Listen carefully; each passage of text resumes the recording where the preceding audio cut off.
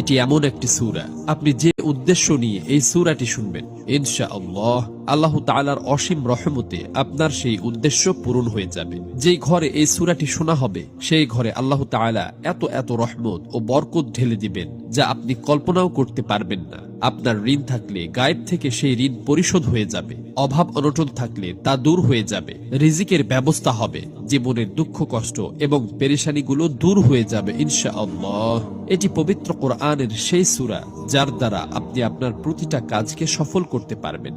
প্রিয় দর্শক, সূরাটি আপনাদেরকে প্রথম থেকে শেষ পর্যন্ত মনোযোগ দিয়ে সম্পূর্ণ শুনতে হবে, কেননা যদি অর্ধেক শুনেই চলে যান তাহলে আপনাদের কোনো কাজই সফল হবে না। এজন্য মনোযোগ দিয়ে পরিপূর্ণ সূরাটি প্রথম থেকে শেষ পর্যন্ত শুনুন।